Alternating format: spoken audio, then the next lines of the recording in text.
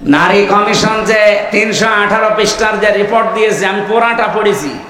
এই 4 দিন মিলে পুরাটা শেষ করে আমি 13টা ভুল পেয়েছি, বাকি সবই ভুল।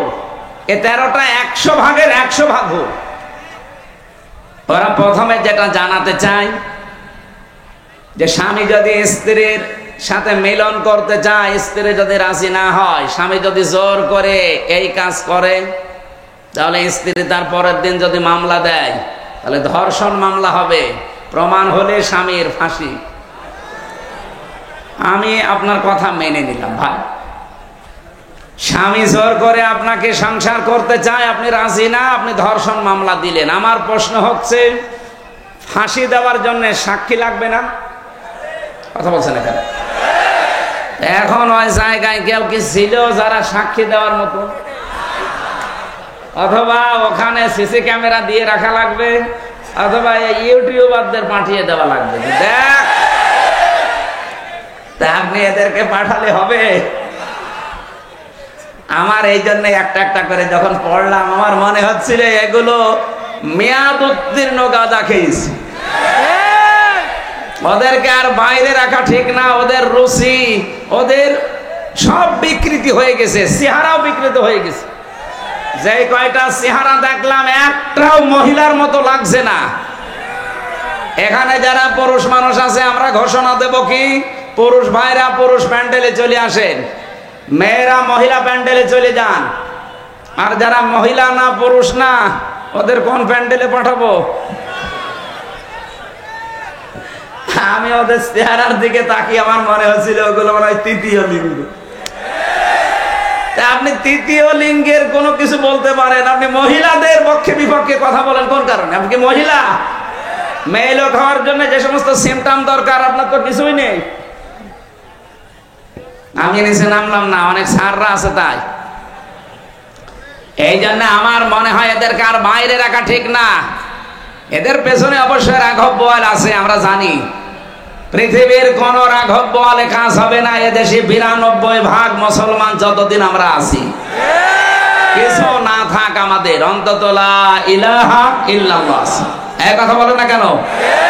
এখানে আমরা চাই খুব তাড়াতাড়ি এই মানুষগুলোকে আপনারা পাবনায় পাঠান। আমি কয়েকদিন আগে গিয়েছিলাম হেমায়তপুরে দেখার জন্য, যে দেখি পাগল এখন আর অত বেশি নেই। জিজ্ঞাসা করলাম একজনকে, বলছো হুজুর এখন প্রায় ভালো হয়ে যায়, পাঠিয়ে দেয়। কয়েকজন আছে, আমার তো মনে হচ্ছে নতুন কিছু পাগলের আমদানি হচ্ছে, এদের পাঠানো দরকার। নয়তো এরা এই কথা লিখলো কি করি? আপনি কিভাবে কি সাক্ষী জোগাড় করবেন? আপনি নিজেই বলেন। এটা পাগলের মাথায় তো এই চিন্তা আসা ঠিক না। দ্বিতীয় নম্বরে তারা লিখেছে, দেহ আমার, সিদ্ধান্ত আমার। এটা কোরআনে কারিমের পুরা বিরোধী। আল্লাহ পাক বলেন, আলাহুল খালক ওয়াল আমর তাবারাকাল্লাহু রাব্বুল আলামিন। সৃষ্টি যার, সিদ্ধান্ত তার। কথা বলেন না কেন? আপনি কোন সাহসে বললেন যে দেহ আমার, সিদ্ধান্ত আমার? এ দেহ আপনার কে বলেছে? আমি এখন 33 বছর বয়সে আছি, 34 বছর বয়স আগে বলেন তো আমার অস্তিত্ব ছিল? আমির হামজা না, আমার মা বাবার তো বিয়েও হয়নি 35 বছর আগে। তার মানে উল্লেখ করার মতো আমি আর কিছু ছিলাম না। হামজা তো দূরের কথা, আমাকে পর্যন্ত নিয়ে এসে বসিয়েছেন যিনি, তিনি কে? নেই থেকে হামজা পর্যন্ত যিনি বানিয়েছে, আস্তে আস্তে করে তার নাম আরবিতে বলা হয় রব। তারবিয়াতু শাইইন ইলা কামালিহি শাইআন ফাশাইআন। নেই থেকে তারবিয়াতের মাধ্যমে একটার পরে একটা সিস্টেম পাল্টিয়ে যিনি তোমাকে পূর্ণতায় পৌঁছিয়ে দেয়, তিনি হচ্ছে রব। আমরা যাকে আল্লাহ বলি। সুতরাং যারা এই কথা লিখেছেন তাদের তো ঈমান নেই। আর কোরআনে কারিমের সূরা আরাফের 54 নম্বর আয়াতের পুরা বিরুদ্ধে এই কথা, যে দেহ আমার, সিদ্ধান্ত আমার। আপনি আল্লাহর সাথে বিদ্রোহ করেছেন, আপনি বেঈমান হয়ে গেছেন। এই নারী কমিশনে যারা আছে, এদেরকে যদি তাওবা করানো না হয়, এই মানুষগুলো যদি নতুন করে মুসলমান না হয়, ঘোষণা দিয়ে গেলাম আজকে রেকর্ড হচ্ছে, এদের একজনও যদি মারা যায়, এদের জানাজাও জায়েজ নেই, কবরে দেওয়াও জায়েজ নেই। কারণ জানাজা পড়াবো কি দিয়ে আমি, আর কবরে দেব কি বলে? বিসমিল্লাহি ওয়া আলা মিল্লাতি রাসূলিল্লাহ, এ পুরা কথাটাই তো মিথ্যা হয়ে যাবে যে আল্লাহর নামের উপরে, রসুলের আদর্শের উপরে রেখে গেলাম। কই, আপনি তো আল্লাহর নামেও নেই, রসুলের আদর্শেও নেই, এই কথা বলছেন না কেন? এই জন্য আপনাকে আমি রাখবো কি করে? আপনার জন্য আমি মিথ্যাবাদী হব? কি কথা বলেন না কেন ভাই? আমি আপনার জন্য মিথ্যাবাদী হব? এই জন্য আপনাকে কবরে দেওয়াও ঠিক হবে না, জানাজাও ঠিক হবে না। আপনারা একটা কাজ করা যায় না, আপনারা হিন্দুদের মতো পড়িয়ে ফেললেও হবে না, কারণ হিন্দুরা তো মানবে না। আপনারা করবো কি? কুকুর দিয়ে খাওয়ানো লাগবে। ডক্টর আহমদ শরীফ ঢাকা বিশ্ববিদ্যালয়ের এক শিক্ষক, ও বলেছিল আল্লাহ বলতে কেউ নেই। ছাত্ররা জিজ্ঞাসা করছেন, স্যার আপনি এই কথা বললেন? যা বলেছি, যা দেখি না তা বিশ্বাস করি না, এই জন্য ইসলাম ধর্ম আমি মানি না। তাহলে হিন্দু ধর্ম মানেন? বলছে না, ও ধর্ম আমি মানি না।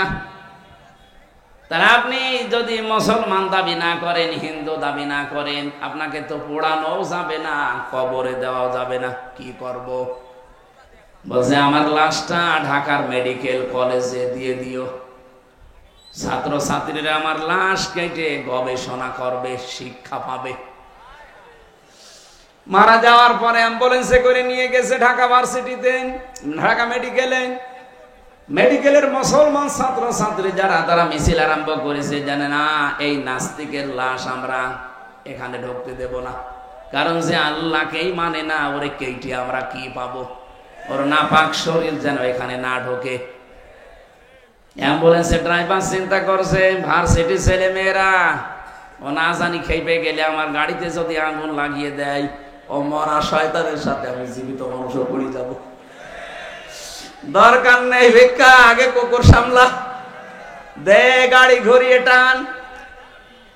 এখন ঢাকা মেডিকেল নেয়নি, হিন্দুদের মতো পুড়িয়ে ফেলা হয়নি, মুসলমানের কবরে দেওয়া হয়নি। কি হয়েছে? জীবনের শেষ ইতিহাস আমি পড়ে দেখেছি, হয়তো ওকে ডাস্টবিনে ফেলে দেওয়া হয়েছে, কুকুরে সিগালি খেয়েছে। আহ্বান জানাচ্ছে, যদি কপালে হেদায়েতের মতো কিছু থাকে আপনি ফিরে আসবেন, আর যদি একেবারে আবু সেহেলের মতো হয়ে যান, এ দোয়ায়ও কাজ হবে না। আমরা বলছিলাম কি, একটা একটা করে আল্লাহর আইন করো, যারা পাল্টিয়ে আপনাদের নিজেদের জীবনেও ক্ষমতা নেই, আপনার পেছনে কারা রাঘব বোয়াল আছে। ডক্টর মোহাম্মদ ইউনূসকে আহ্বান জানাবো, এগুলো ধরেন, না হলে এই ভুল সিদ্ধান্তের কারণে ইসরায়েলের মতো, আমেরিকার মতো যদি দাবানল একবার চলে ওঠে বাংলাদেশে, শুধুমাত্র বন জঙ্গলের দাবানল না, মুসলমানদের দাবানল সামাল দেওয়া যাবে না।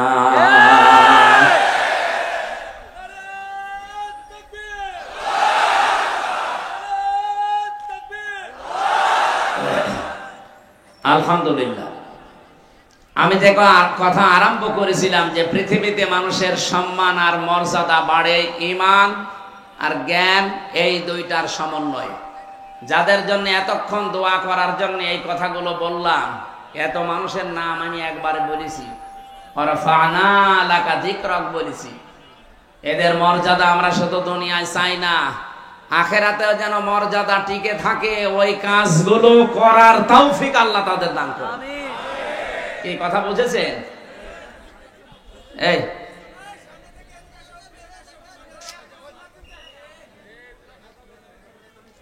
আপনারা এখানে আসেন, আসেন, আসেন। দরুদ আর সালাম পাঠ করছে আমাদের নবী, মানবতার মহান শিক্ষক মুহাম্মদুর রাসূলুল্লাহ সাল্লাল্লাহু আলাইহি ওয়াসাল্লামের প্রতি, যার মিশন আর ভিশন ছিল এই পৃথিবীতে তিনটা। আমরা যেহেতু নবীর উম্মত দাবি করছে, এখানে আমার মনে হয় অন্য ধর্মের লোক নেই, আছে? যদি থাকেন তো একজন, আপনাদেরকে ওয়েলকাম জানাচ্ছি।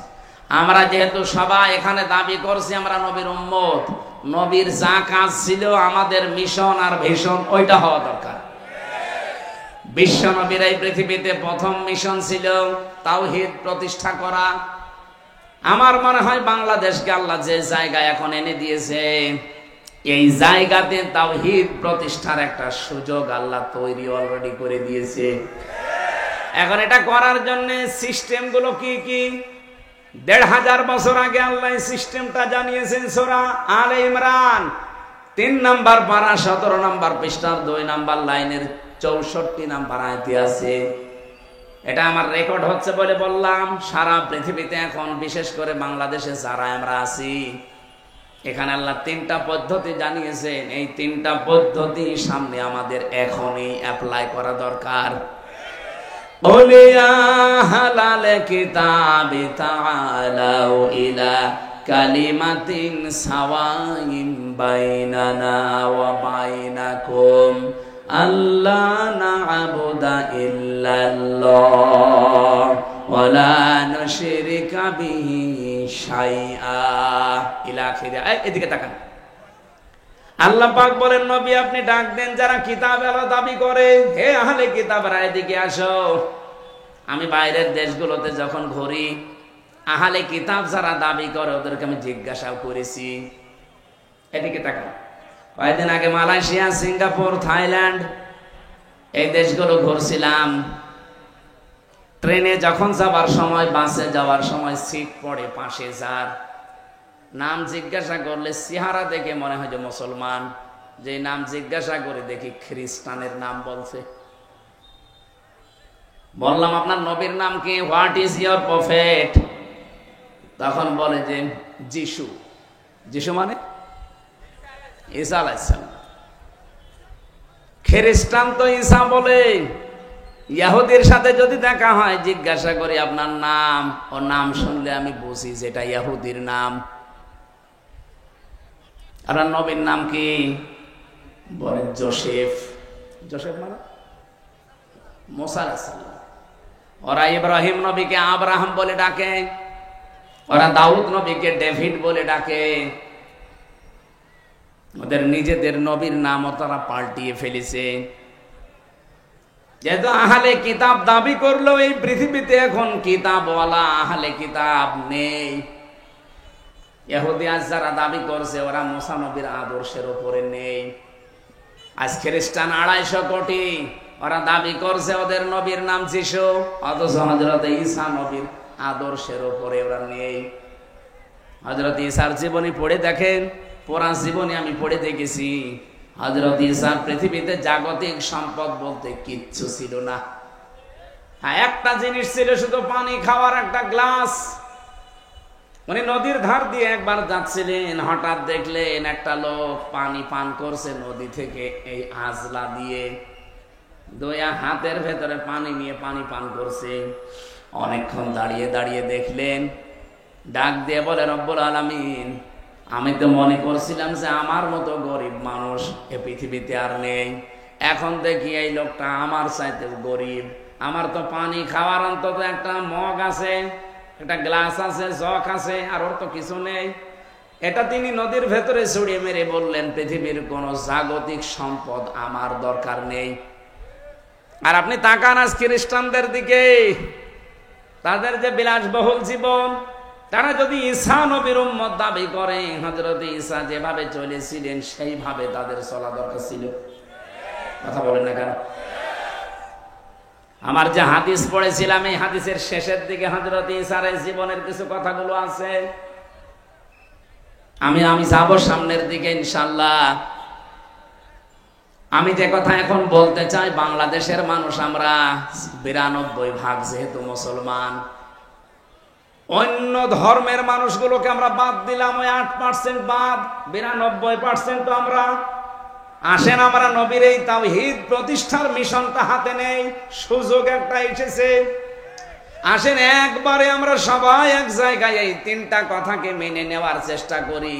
১ নম্বরে আল্লাহ না'বুদা ইল্লাল্লাহ, আজকে থেকে আমরা আল্লাহ বাদে আর কারো ইবাদত করব না। বাংলাদেশ জামাত ইসলামীর শ্রদ্ধাভাজন আমিরে জামাত সেদিন কিন্তু এই যে কোন জেলায় তিনি গিয়েছিলেন? ময়মনসিংহ। উনি ময়মনসিংহে অনেকগুলো আলেমের হাত এভাবে উঁচা করেছে, আপনারা ভিডিও দেখেছেন। এভাবে ডাক দিয়ে বললেন, আমাদের আল্লাহ এক, আমাদের রাসূল এক, আমাদের কোরআন এক, আমরা আর পার্থক্য থাকতে চাই না, আমরা সবাই এক। আপনি তাওহীদ প্রতিষ্ঠার জন্য এইভাবেই চালিয়ে যেতে হবে কাজ, কিন্তু পদ্ধতি আল্লাহ কোরআনে দিয়েছেন তিনটা। আমরা যেহেতু সবাই যারা হাত তুলছে এখানে আল্লাহ ছাড়া কারো ইবাদত করতে আমরা রাজি আছি, এক নম্বরে আমরা ঠিক আছি। কি কথা বলেন না কেন? হ্যাঁ, কিছু মানুষ হয়তো ভুল ক্রমে অন্যের ইবাদত করে। কি এই এলাকায় আসে কিনা আমি জানি না, রাজশাহী বিভাগে এটা কম আছে। রাজশাহী, খুলনা, বরিশাল এগুলোতেও শয়তানরা আসে না, ওরা সব আস্তানা গেড়েছে সিলেট আর চট্টগ্রাম আর ময়মনসিংহ বিভাগে। কারণ ওই সমস্ত বিভাগগুলোতে শিরিকও বেশি, বেদাতও বেশি, এবার ইবাদতও বেশি। এই যে আমার গিয়াসউদ্দিন তাহেরি ভাই, আমি নাম বলতাম না, মনে চলে এসেছে তাই। উনি যে ইবাদত করে, জিকির একটা ইবাদত না? উনি জিকির করে কি আল্লাহর নামে?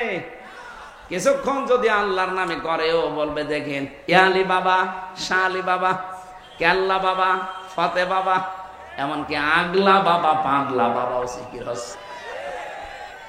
আমার প্রশ্ন হচ্ছে, আল্লাহর পরিবর্তে যে নামগুলো বললেন এগুলো জিকির করা জায়েজ না হারাম? কোথায় আছে? কোরআনে আছে, কোরআনে আছে, কিন্তু কোথায় আছে এখন যদি বলি ওর পেটে বোম মারলো বলতে পারবে না। আছে, সূরা আরাফে আছে, 9 নাম্বার পারা 13 নাম্বার পৃষ্ঠা 4 নাম্বার লাইনের 180 নাম্বার আয়াতে আছে, ওয়ালিল্লাহিল আসমাউল হুসনা ফাদউহু বিহা ওয়া দারুল্লাযীনা ইউলহিদুনা ফি আসমাই। আল্লাহ পাক বলেন, আমার অনেক সুন্দর সুন্দর নাম আছে। এই যে আল্লাহর নাম আমরা অনেকে এখানে জানি, স্যারকে যদি জিজ্ঞাসা করি কয়টা বলেন তো, আল্লাহর নাম কয়টা? 99টাই জানবে। এটা কায়দায় পড়েছিল ছোটবেলায়, আমরাও পড়েছি। তাফসিরে ফি জিলালিল কোরআনে আল্লাহর নাম পেয়েছি 5000। যদিও আমরা সবগুলো এখন অনেকে জানি না। আপনি 5000 নামের যে কোনো একটা নামে আল্লাহকে ডাকতে পারেন, কোনো অসুবিধা নেই। কিন্তু সাবধান, ও দারুল্লাযীনা ইউলহিদুনা ফি আসমাই, আল্লাহর নামকে যারা ইলহাদ করে, ইলহাদ মানে পরিবর্ধন করে ফেলা, উলট পালট করে ডাকা, পাল্টিয়ে ফেলা। উনি যে ইয়ালি বাবা, শালি বাবা, কেল্লা বাবা, ফতে বাবা, আল্লাহর সাথে কোনো মিল আছে? ওরা নামই পাল্টিয়ে ফেলেছে। এই জন্য আল্লাহ বলেন, আমার নাম যারা পাল্টিয়ে ডাকে, উলট পালট করে দেয়, আমার নাম বাদ দিয়ে অন্য কাউকে ডাকে, তাদের সাথে তোমরা ডাকবা না। কে বলছে? সুতরাং আজকে থেকে যারা আল্লাহ বাদে অন্যের ইবাদত করছে তারা বাদ। এদেশে ঐক্য যদি প্রতিষ্ঠা করতে হয় তাহলে আল্লাহর ইবাদতের বাইরে যারা, ওরা বাদ। এই কথা বলেন না কেন? সেটা যদি জামাত ইসলামকে বাদ দেওয়া লাগে বাদ দিয়ে দেন, যদি হেফাজত ইসলাম বাদ দেওয়া লাগে বাদ দিয়ে দেন। আপনি একা হন তা অসুবিধা নেই, কিন্তু আমরা আল্লাহর ইবাদত করতে চাই নির্ভেজাল ভাবে। আল্লাহ না'বুদা ইল্লাল্লাহ, নবী আপনি ওদের বলেন যে আসো আমরা আল্লাহর ইবাদত করি, এর সাথে অন্য কাউকে যেন আর 2 নম্বরে ওয়ালা নুশরিকা বিহি শাইআ, আল্লাহর ইবাদতের সাথে আমরা কাউকে শিরিক করব। বলেন বলেন। এবার এই পয়েন্টের উপর আমি 2 মিনিট কথা বলতে চাই, ভালো করে শুনবেন। যেহেতু আল্লাহর ইবাদতের সাথে আমরা আর কাউকে শিরিক করতে চাই না, শিরিকের ব্যাখ্যা আমি বহু জায়গায় নাটোর জেলায় বলেছি। শিরিক বিল জাত, শিরিক বিল সিফাত, শিরিক বিল ইখতিয়ারা, শিরিক বিল হুকুক। এটা হলো পয়েন্ট আকারে যদি আপনি শ্রেণী বিন্যাস করেন 120 প্রকার পাবেন। এটা তাফসিরে কাবীরের ভেতরে আছে, আল্লামা ফখরুদ্দিন রাজি লিখেছেন। এক কথায় জবাব দিলাম যে আল্লাহ যেটা পারে ওইটা অন্য কেউ পারে, এই বিশ্বাস করার নাম শিরিক। এই কথা বোঝা যায়নি? আল্লাহ যেটা পারে ওইটা অন্য কেউ পারে, এই বিশ্বাস করার নাম। এদেশে বিশ্বাস নেই? বলেন বলেন বলেন তো, সন্তান দিতে পারে কে? অন্য কেউ পারে? যারা অন্য কাউকে বিশ্বাস করেন আপনি কিন্তু শিরিক করছেন, আর শিরিক করলে আপনি মুশরিক। এ পর্যন্ত বুঝেছেন? এবার আসেন 2 নম্বরে, এ জমিন বানিয়েছে কে? এ জমিন বানিয়েছে আল্লাহ। এখানে আইনও চলবে আল্লাহর। আলালাহুল খালক ওয়াল আমরু, এই আয়াতটার প্রমাণ। সুতরাং আল্লাহর এই জমিনে যারা অন্যের আইন এখানে প্রতিষ্ঠা করার জন্য চেষ্টা করেন, এর জন্য দল করেন, এর জন্য আপনি মিছিল মিটিং করেন, এর জন্য ভোট করেন, টাকা পয়সা খরচ করেন, আপনি শিরিক করছেন। এত সহজে বলার পরেও কেউ যদি না বোঝার ভান করে থাকেন, আমার মনে হয় আপনার কপালে আর হেদায়েত নেই। বলেন তো, বোঝেন নাকি? হাত তোলেন তো। এদিকে আসেন, কানের নিচে এমন জোরে 2টা দেব না, আপনি সব বুঝে ফেলবেন। এখনো বোঝেন? এই বোঝেননি মানে? আপনি নিজেই বললেন যে আমাকে ছেলে মেয়ে কেউ দিতে পারে না। কে পারে? আল্লাহ। অন্য কেউ যদি পারে, বিশ্বাস করলে আপনি শিরিক করলেন। শিরিক করলে আপনি মুশরিক। মুশরিকের জন্য জান্নাত হারাম, জাহান্নাম ওয়াজিব। আর ফতোয়া লাগবে? আর ফতোয়া লাগলে সূরা মায়েদা 6 নম্বর পারা 19 নম্বর পৃষ্ঠার 12 নম্বর লাইনে আছে, ইন্নাহু মা ইউশরিক বিল্লাহ ফাকাদ হারামাল্লাহু আলাইহিল জান্নাহ ওয়া মাওয়াহুন নার।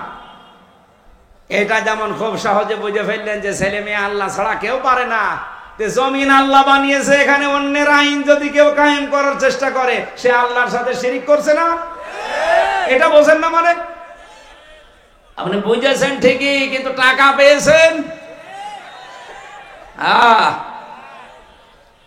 ওরে মোনাজাতের পরে একটু আলাদা বসাবেন তো, 2 চাটি দিয়ে তারপর বাড়ি যাবেন। বলে বোঝে না। তাহলে আল্লাহর সাথে যারা শরীক করবে না, এই সিদ্ধান্তে যারা আসবে তারা আমাদের সাথে আছে। এক কথা বলেন না কেন? এর সাথে যদি হেফাজত আসতে চায়, জামাত আসতে চায়, চরমনায় আসতে চায়, আটরশি আসতে চায়, অসুবিধা নেই। কিন্তু আল্লাহর সাথে শিরিক করে আপনি জামাত ইসলাম করবেন, এরকম জামাত আমি মানি না। আল্লাহর সাথে শিরিক করে আপনি চরমনার মুরিদ হবেন, এরকম চরমনায় আমি মানি না। ওই যে পিসকে হুজুর কি বলেছিল, প্রধানমন্ত্রী সাতার কসুর আমি মানি না, এই জন্যই ওরে জেলে রেখে দিয়েছিল। আমারও রিমান্ডে ওরে নিয়ে 10 দিন প্রশ্ন করেছে, পিসকে হুজুর, আর বলে আমি হাসিনা মানি না। জিনিস সাহস আছে। ওরে ধরে রাত 12:30টার পরে পুরা উলঙ্গ করে ওর হাতের উপরে সিগারেট দিয়ে একটা অর্ধ উলঙ্গ মেয়ে লোক, এখানে কাঁধের উপরে হাত, ও তো হাত পচে না, তারপরও হাত দিয়ে ছবি তুলে বসে ছেড়ে দেবে। ওই দিন এমন কন্দন করেছিল। আমার সাথে ছিল তো, এক রুমে ছিলাম আমরা। আমার বলছে, হামজা ভাই আমি এমনি ছোট মানুষ, আমার জিনিসপত্র সব ছোট ছোট। হ্যাঁ আসলে ছোট।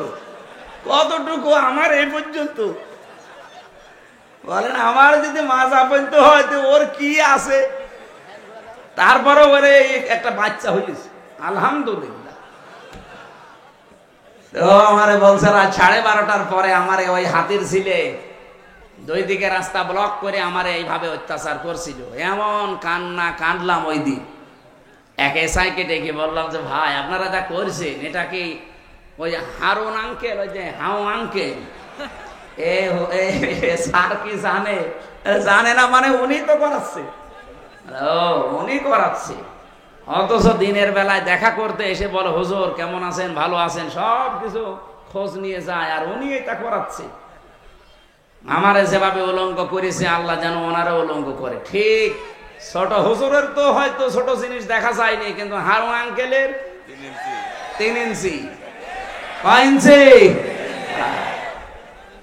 ওইটা হয়তো 4-5 জন এসআই দেখেছিল, আর এরটা সারা দুনিয়া দেখেছে। কয় ইঞ্চি? মহিলারা পর্যন্ত জিকির করে 3 ইঞ্চি 3 ইঞ্চি। আলেমদের বরদোয়া লেগে গেছে। কোথায় আছে সে আল্লাহর ওলি? হাউ আঙ্কেল আপনাদের এই নাটোরের বাগাতিপাড়া লালপুরে 17, 18, 19, 20 এই সমস্ত বছরগুলোতে বহুবার এসেছি, কিন্তু কোরআনের কথা আমারে বলতে দেয়নি। এই বকুল সাহেব আর আজাদ সাহেব, এই আজাদ না, আর এক আজাদ আছে, সে দুইটা এখন পালিয়েছে। আমার আগে যিনি কথা বলছিলেন কে আমি জানি না, উনি ওই যে আল্লাহর ক্ষমতার উপরে অহংকার যারা করে তাদের পরিণতি কি এই বিষয়ে টাচ দিচ্ছিলেন, আমি হালকা শুনছিলাম। এই জন্য আমরা যেন অহংকার সামনে না করি ভাই। সূরা নমলের 52 নম্বর আয়াতটা পড়লে আমার কাছে এই বাংলাদেশের সাথে একেবারে খাপের খাপ মিলে যায়। আল্লাহ পাক বলেন ফাতিলকা বুয়ুতুহুম খাবিয়াতাম বিমা যালামু, এই সেই ঘরগুলো, আল্লাহ যেন এভাবে আঙ্গুল দিয়ে দেখাচ্ছে, এই সেই আজাদের ঘর, এই সেই বকুলের ঘর, এই সেই হানিফের ঘর, এই সেই ডিলুর ঘর। এখন যদি বলেন হানিফ, ডিলু, আজাদ, বকুলের নাম কোথায় আছে, এদিকে আসেন আপনাকে দেখাচ্ছি। আমি দেখাতে পারবো, দরকার আমি তাফসীর দেখবো এখন, কারণ এখানে বাইতুন নেই, বুয়ুত, বহু বচন। আল্লাহ বুয়ুত বহু বচন দিয়ে জানিয়েছে যে এরকম মানুষ আজকে না, যদি এটা লোক নবীর জামানায় নাজিল হওয়া, এটা কিয়ামত পর্যন্ত এই চরিত্রের মানুষ থাকবে। আল্লাহ এ পর্যন্ত বলেননি, কিন্তু এরপরে আরো শব্দ আছে। আল্লাহ পাক বলেন খাবিয়াতাম বিমা যালামু, এগুলো আজ জনশূন্য হয়ে পড়ে আছে, এগুলো উজাড় গৃহ হয়ে গেছে, এগুলো মানব শূন্য হয়ে গেছে, পরিত্যক্ত হয়ে পড়ে আছে, কেউ এখানে আর যেতে চায় না। যেতে যদি চায়ও ঘৃণার সাথে যায়। আপনি কুষ্টিয়ার হানিফ সাহেবের বাড়ি যান, আপনি যে দেখেন বাড়ি আর বাড়ি নেই, পায়খানার প্যান পর্যন্ত মানুষ খুলি নিয়ে চলে গেছে। যদিও হালকা পাতলা দু একটা ইট ছিল, এই ফেব্রুয়ারির 5 তারিখে আযাবুল বুলডোজার নাজিল হয়ে ছাতা সব শেষ। সারা দেশে আযাবুল বুলডোজার নাজিল হয়েছিল না? আল্লাহ বলেন এই জালেমদের বাড়ি ঘরগুলো একটু দেখেন না কেন, এই সেই ঘরগুলো খাবিয়াতান, আজ উজাড় গৃহ হয়ে গেছে, পরিত্যক্ত করে দিয়েছি আমি, বিমা যালামু, এদের জুলুমের কারণে। আল্লাহ পর্যন্ত কিন্তু শেষ করে দিতে পারতেন, কিন্তু এর পরের শব্দটা আমাদের জন্য। আল্লাহ পাক বলেন ইন্না ফি যালিকা লাআয়াতাল লিকাউমিন ইয়ালামুন। এখানে প্রথমে ইন্না আছে আর মাঝে আছে লামে তাকিদ। আল্লাহ দুইবার গ্যারান্টি দিয়ে জানিয়েছেন অবশ্যই অবশ্যই এর ভেতরে জ্ঞানী যারা তাদের জন্য শিক্ষা আছে। কি শিক্ষা? ফাকতিয়া দাবিরুল কওমিল্লাযিনা যালামু, সূরা আনআম 7 নম্বর পারা 12 নম্বর পৃষ্ঠার 4 নম্বর লাইনের 45 নম্বর আয়াতের প্রথম অংশে আছে। এটা তাফসিরে ফি জিলালিল কোরআনে সাজ্জাদ কুতুব এভাবে লিখেছেন। আল্লাহ পাক বলেন জালেমদের শিকড় কাটা হয়ে গেছে। কেটেছে কে? আল্লাহ মানে ওই যে আলেমকে জিজ্ঞাসা করে তো কতিয়া, এটা মজুলের ফাইল জানা নেই, এর কর্তা কে কেউ জানে না। আপনি যদি এখন বলেন যে বকুলের বাড়ি ভাঙলো কে, কেউ জানে না। হ্যাঁ, আপনি হানিফের বাড়ি ভাঙলো কে, কেউ জানে না। ইনুর বাড়ি ভেঙেছে কে, কেউ জানে না। আসলেও তো কেউ জানে না। ফাকতিয়া, এজন্য আল্লাহ কতিয়া দিয়েছেন যে জালেমদের শিকড় কাটা হয়ে গেছে। এখনো যারা জালেমদের পক্ষে সাফাই গান, অনেকে আশায় বুক বেঁধে আছেন যে ববু চট করে আসবে, তাহলে আল্লাহর কোরআনের আয়াত মিথ্যা হয়ে যাবে। কারণ এর আগের ইতিহাসের দিকে তাকান, লক্ষণ সেন 510 বছর হয়ে গেল, আজও আসেনি। এই কথা বলছে না কেন?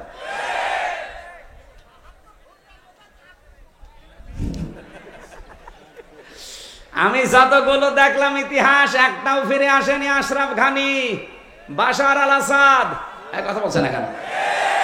এই জন্য আশায় যারা বুক বেঁধেছেন ও গুড়ে বালি, ওটা বাদ দেন। ওটা বিশ্বাস করে বসে থাকলে কোরআনের আয়াত পাল্টিয়ে যাবে। আল্লাহ বলেন জালেমদের শিকড় কাটা হয়ে গেছে। এমনি জোড়া দেবেন কি করে? কেটেছে কে তাই তো কেউ জানে না। আর একজন বলছে আল্লাহ। এই আপনি আন্দাজ বললেন কেন? আল্লাহ কাটেনি, কে কেটেছে কেউ জানে না।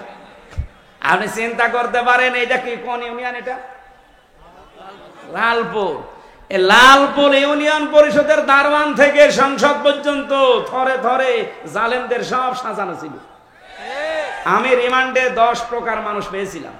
10 প্রকারই ওদের মামলার আয়ু, ওদের যে মামলার প্রসিকিউটর সে ওদের, বিচারপতি যে বিচার করবে রায় দেবে সে ওদের, যে জজ রিমান্ড ডাকবে সে ওদের, যারা রিমান্ডে প্রশ্ন করবে তারা ওদের, যে ঘরের ভেতরে নিয়ে টর্চার করবে সেটা ওদের, যে রায় দেবে সে ওদের। আমার পক্ষে কে আছে? আরে ভাই আল্লাহ তো আছে, একজন আছে, উকিল। একটা উকিল দাঁড়ায় তো ওর কথা শুনলেও চলে, না শুনলেও চলে। এই ছিল দেশের বিচার ব্যবস্থা। আর মানুষকে শোনাতে আমরা ন্যায় বিচার কায়েম করছি। বাংলাদেশে যদি এই হয় ন্যায় বিচারতে, আমি কোন কারণে 3 বছর জেলে ছিলাম আমারে জবাব দেন। আমারে আপনারা মামলা দিয়েছিলেন যে আমি নাকি আনসারুল্লাহ বাংলা টিমের প্রধান। কি ও ছাতা ও জীবনে জানি না। আনসারুল্লাহ বাংলা টিম কি ও ছাতা জানি না, অথচ আমারে প্রধান বানিয়েছে। জেলের ভেতরে যাওয়ার পরে একজনের সাথে দেখা হয়েছে, ও 17 বছর জেলে আছে। ওর নাম আব্দুল মতিন, ও আছে আল্লাহ দলের প্রধান সারা বাংলাদেশে। বললাম ভাই আপনি তো আল্লাহ দলের সভাপতি, সেক্রেটারি কে? বলছে আমার সেইদি। আপনি সভাপতি, আপনার সেইদি সেক্রেটারি, আর কে নেই। এই দেশে জঙ্গি ছিল। এই জন্য ডক্টর এনায়েতুল্লাহ আব্বাসী হেফাজত ইসলামের সমাবেশে 3টা প্রস্তাব দিয়েছে যে আবেগে চলে হলেও কেউ যদি ইসলাম এবং মানবতা রসুল নিয়ে এই বাংলাদেশে কথা বলতে যায়, তাকে আইনের আওতায় এনে কঠোর শাস্তি দেওয়া লাগবে। এটা আমরা চাই না। আপনি অধিকারের নাম নিয়ে রসুলকে গালি দেবেন, আল্লাহর কোরআনের আয়াত বিকৃতি করবেন, এটার সামনে যেন না হয়, আইন পাশ করা লাগবে। 2 নম্বরে উনি বলেছিলেন এই দেশে যারা নবীকে বিশ্ব নবী শেষ নবী মানে নাই, কাদিয়ানি যারা, এদেরকে রাষ্ট্রীয়ভাবে অমুসলিম ঘোষণা করা লাগবে। শোনেননি এটা? কথা বলছেন এখানে? আমরা এই দাবির পক্ষে আছি না? কোরআনে কারিমের শুধু 1 আয়াতের 4 ভাগের 1 ভাগ, মা কানা মুহাম্মাদুন আবা আহাদিম মির রিজালিকুম ওয়ালাকির রাসূলুল্লাহ, এ পর্যন্ত ঠিক আছে। ও খাতামান নবিয়্যিন, নবী যে শেষ নবী, এইটা কাদিয়ানীরা মানে না। ওরা বলে যে মা কানা মুহাম্মদ ঠিক আছে, আলা আহাদিম মির রিজালিকুম এটা ঠিক আছে, ওয়ালাকির রাসূলুল্লাহ এটাও ঠিক আছে। কিন্তু ওয়ালাকির রাসূলুল্লাহর পরে ওয়া খাতামান নবিয়্যিন, উনি শেষ নবী, এটা ঠিক নেই। শেষ নবী হচ্ছে গোলাম আহমদ কাদিয়ানী। এতটুকু অস্বীকার করার কারণে কাদিয়ানীরা কি বলেন? বলেন আমরা চাই তাদেরকে অমুসলিম ঘোষণা রাষ্ট্রীয়ভাবে করা হোক। বারবার কিন্তু আহ্বান জানানো হয়েছে এই 92% মুসলমানের দেশে। হ্যাঁ, তারা অমুসলিম হয়ে থাক, তারা ইহুদি, খ্রিস্টান, বৌদ্ধ, মুশরিক, হিন্দু, মাজুসি এদের মতো থাকবে, কোনো অসুবিধা নেই। কিন্তু আপনি মসজিদ বানাবেন, আজান দেওয়ার সময় এই যে দর্শনা, চুয়াডাঙ্গার দর্শনা উথলি একটা মসজিদ আছে কাদিয়ানীদের, ওরা মুহাম্মদুর রাসূলুল্লাহ আজান দেয় না, আহমদ কাদিয়ানী এই শব্দ আজানের মাঝে জুড়ি দেয়। এজন্য বারবার আমরা কিন্তু বিভিন্ন কায়দায় আহ্বান জানিয়েছি। আপনারা যদি গন্ডারের চামড়া নিয়ে থাকে, সে গন্ডারকে নাকি কাঁতকুতো দিলে 3 দিন পরে টের পায় যে আমারে কাঁতকুতো দিয়েছে। এদের অবস্থা যদি এই হয়, জুলাই আগস্ট কিন্তু শেষ হয়ে যায়নি, আবার 1-1.5 মাস পরে আরম্ভ হবে। যারা দায়িত্বে আছেন আপনারা জুলাই আগস্টের ফসল, জনগণ, ছাত্র জনতা আপনাদেরকে জায়গায় বসিয়েছে। সুতরাং এ দেশের মানুষের সেন্টিমেন্ট বুঝবেন।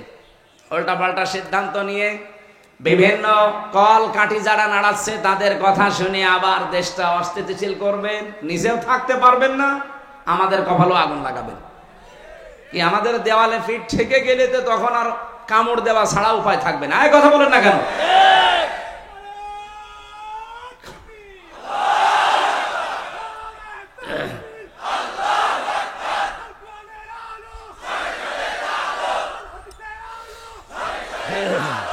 ঠিক আছে ভাই, আমার ভাইরা, আমরা শিরকের যে বিষয় নিয়ে পর্যন্ত এসেছিলাম একটু তাকান। আজ বাংলাদেশে ঐক্যের বারবার ডাক দেওয়া হচ্ছে, সবাই আসেন, কিন্তু শিরিক যারা করেন তারা আসলে ওই ঐক্য থাকবে না। কি শিরিক যারা করেন তারা যদি এসেও থাকেন লোক দেখানোর জন্য, ঐক্য টিকবে না। এই জন্য শিরিক যারা বাদ দিতে পারেন তারা আসেন। 3 নম্বরে ওয়ালা ইয়াত্তাখিযা বা'দুনা বা'দান আরবাবাম মিন দুনিল্লাহ, আল্লাহ বাদে আমরা কাউকে অভিভাবক হিসাবে আর গ্রহণ করব না। আমাদের অভিভাবক ইন্ডিয়া না, আমাদের অভিভাবক ওই আমেরিকা না, চীন না, রাশিয়া না, আমাদের অভিভাবক কে? এই বিশ্বাসে যারা বিশ্বাসী তাদেরকে এক জায়গায় নেন। 92% মুসলমানের ভেতর থেকে যদি সব বের হয়েও চলে যায়, যদি 51% টিকে থাকে, এই দেশে আগামীতে কোরআন কায়েমে বাধা কেউ দিতে পারবে না। আল্লাহ এরপরে দিয়েছেন ফাইন তাওয়াল্লাউ, এরপরেও যদি কেউ মুখ ফিরিয়ে যায়, যাক ফাকুলু শাহাদু, আপনি একটু ঘোষণা দিয়ে দেন, ফাকুলু শাহাদু বিআন্না মুসলিমুন, আমরা কারো মুখাফেক কিনা, আমরা মুসলমান। তাহলে নবীর প্রথম মিশন ছিল, ভিশন ছিল তাওহীদ প্রতিষ্ঠা। এটার জন্য যে পদ্ধতিগুলো বললাম, এই 3টার কাছে আসা লাগবে। আসেন বাংলার মানুষের এই 3টা বিষয় নিয়ে আমরা এগিয়ে যাই। 2 নম্বরে নবীর মিশন আর ভিশন ছিল তিনি মানব অধিকার প্রতিষ্ঠা করেছিলেন। এই তথ্য আপনি সূরা নিসা 58 নম্বর আয়াতে পাবেন। ইন্নাল্লাহা ইয়া'মুরুকুম আন তু'আদ্দুল আমানাতি ইলা আহলিহা, অবশ্যই আমি আল্লাহ তোমাদের সবাইকে নির্দেশ দিলাম তোমাদের যাবতীয় আমানত তার প্রাপকের কাছে পৌঁছিয়ে দেবা। এখানে আমানাত বহু বচন, তাফসিরে মারিফুল কোরআন খুলে দেখবেন এই বহু বচনে মুফাসসির লিখেছেন আমানাত মানে ভোট। কি কথা বলবেন না? আমি কি এটা বানিয়ে বললাম? যদি বানিয়ে বলি কোন আলেমকে নিয়ে এখানে বসান, তাফসিরটা নিয়ে এসে খোলেন, সূরা নিসা 5 নম্বর পারা 6 নম্বর পৃষ্ঠা 5 নম্বর লাইনে, এটা 4 নম্বর লাইনে আছে 58 নম্বর আয়াত। অবশ্যই আমি আল্লাহ তোমাদের সবাইকে নির্দেশ দিলাম, শুধু হামজাকে না, কুম বহু বচন, সবার জন্য আমার নির্দেশ, তোমাদের যাবতীয় আমানত তার প্রাপকের কাছে পৌঁছিয়ে দিবা। যেহেতু আমানত মানে উনি ভোট লিখেছেন, সুতরাং আগামীতে এই দেশে আমরা চাই 300 জন এমপি দাঁড়াবে। 300 জনের ভেতরে অন্তত 151 জন আমরা এমন মানুষ চাই যারা কোরআন বুকে নিয়ে সংসদে যেতে পারবে। এই আমানতটা আমরা নষ্ট করব?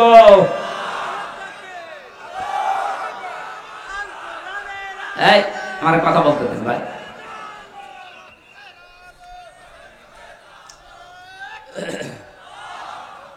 আমার ভাইরা, এটা যদি কারো কাছে রাজনীতি মনে হয়, যদি মনে হয় এটা দুনিয়ার বিষয়, এটা ধর্ম ব্যবসা, হ্যাঁ এটাই আমার ধর্ম ব্যবসা, কারণ আমি এই ব্যবসা করেই কোরআনকে সংসদে পৌঁছিয়ে দিতে চাই। আগামীতে আবুল কালাম আজাদ ভাইয়ের মতো যদি বাংলার 300 এমপির 151 জন কোরআন বুকে নিয়ে যেতে পারে, ওয়াইদা হাকামতুম বাইনান নাস আন তাহকুমু বিল আদলি, যখন তোমরা বিচার করবা মানুষের মাঝে, ন্যায় বিচার করবা, তো ওখানে যদি আপনি কোরআন নিয়ে যেতে না পারেন, ন্যায় বিচার করবেন কি দিয়ে? এই 54 বছরে ন্যায় বিচার দেখতে পাইনি, শুধু এইটা নেই তাই। একটু সুযোগ করে দেন না কেন? 54 বছর তো বিভিন্ন জিনিস দেখলেনি, একবার একটু পাগলামি করে হোক আর যেভাবে একটু দেখেন না কেন? আপনি একবার যদি দেখতে পারেন যে এটা বিচার ব্যবস্থায় চলছে, আমি আল্লাহর কসম দিয়ে গ্যারান্টি দিতে পারি জীবনেও বিনা কারণে জেল খাটা লাগবে না। এই জন্য মানব অধিকার প্রতিষ্ঠা করা এটা রাসূলের মিশন ছিল, ভিশন ছিল। আমাদের জীবনেরও মিশন আর ভিশন এটা হওয়া লাগবে। এখানে যদি কারো দ্বিমত থাকে হাত তোলেন, যে না এটা আমি মানি না, তোলেন। এখানে কেউ কিছু বলছেন না, চলে যাওয়ার পরে যদি লালপুর বাজারে কালকে গিবত করেন না, দাঁত মুখ খুলে ফেলবেন। আমি চলে গেলে এটা গিবত করবে, না কিছু বলে গেল বুঝলাম না, বুঝলেন না মানে সব বুঝতেছেন আপনি। নবীজির জীবনের মিশন ছিল, উনি মানব অধিকার প্রতিষ্ঠা করেছিলেন। আর মানব অধিকার প্রতিষ্ঠা করার জন্য ক্ষমতা লাগে, আইন লাগে, সেটা হাতে আছে আমাদের? নেই। খুজলা তামাদামা তান ফাইদা সারা রিশওয়াতান ফিদ্দিন ওয়ালাস্তুম বিতারিকিহি ইয়ামনাকুমুল ফাকরা ওয়াল হাজা আলা ইন্না রিহাল ইসলামি দাইরাতুন ফাদুরু মাআল কিতাবি হাইসুদার আলা ইন্নাল কিতাবা ওয়াস সুলতান লা ইফতারিকান ফালা তুফারিকুল কিতাব। এদিকে তাকান। হযরত মুআয ইবনে জাবাল রাদিয়াল্লাহু তাআলা আনহু যেদিন ইয়ামেনের গভর্নর হয়ে তিনি যাবেন, ঘোড়ার রাকাবের ভেতরে তিনি অলরেডি পা তুলে দিয়েছেন। নবীজি ডাক দিয়ে বললেন, তোমাকে একটা দেশের দায়িত্ব দিয়ে পাঠাচ্ছি, হাদিয়া তোফা তোমার কাছে আসবে, তুমি যেহেতু দায়িত্বে আছো।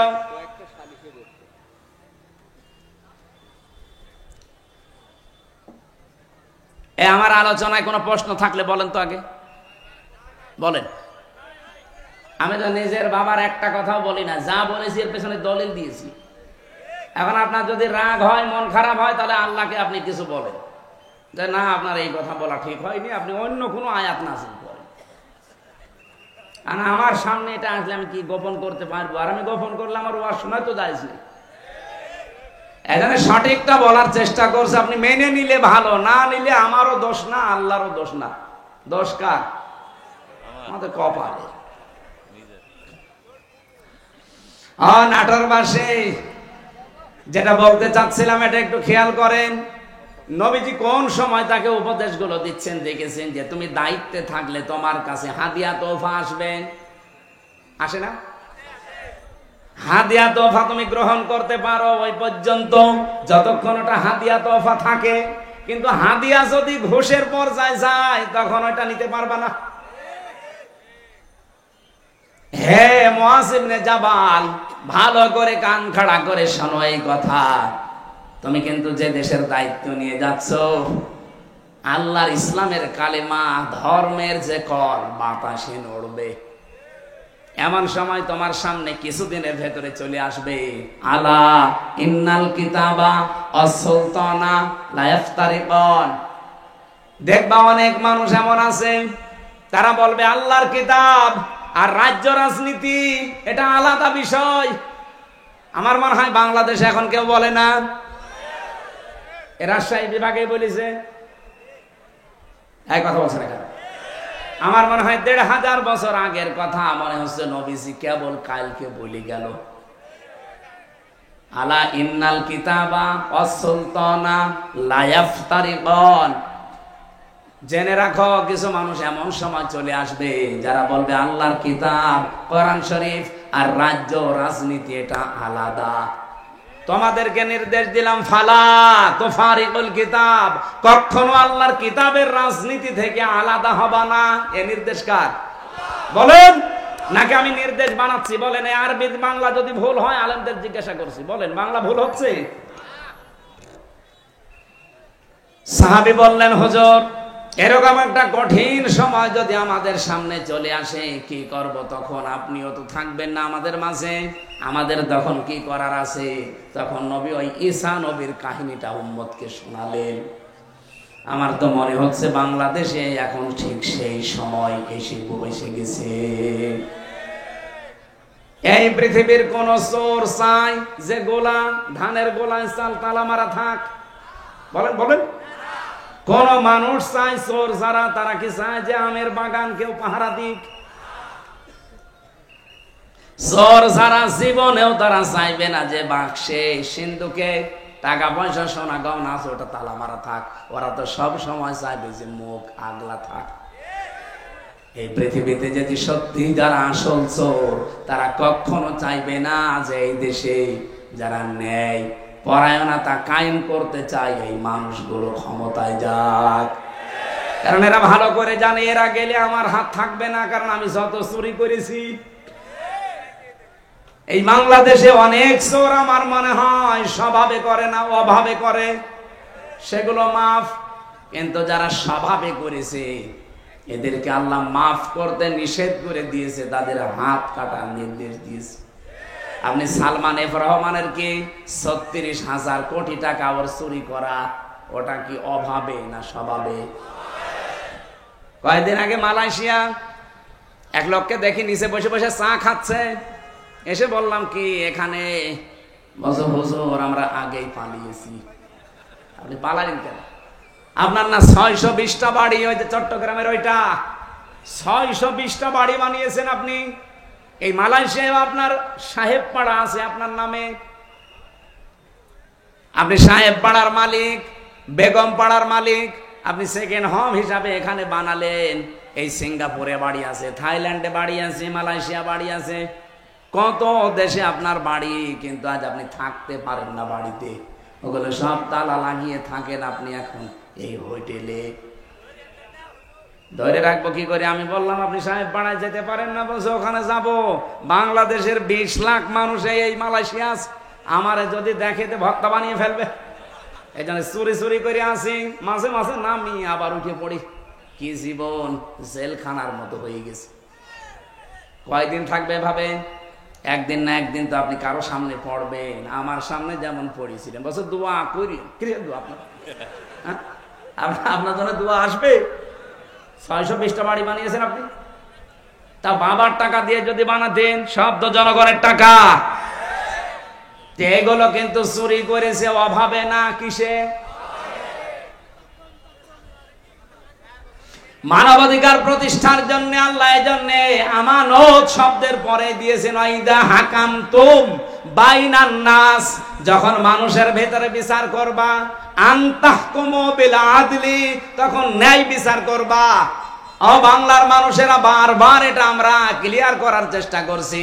এই দেশে যতদিন আল্লাহর বিধান আমরা মানুষের ভেতরে কায়েম করতে না পারবো, ন্যায় বিচার শুধু ওয়াজের দ্বারা সম্ভব না।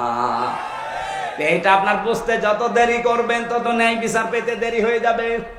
নবীদের মিশন এইটাই ছিল। 3 নাম্বার নবীর মিশন ছিল দিন যেন জমিনে কায়েম হয়।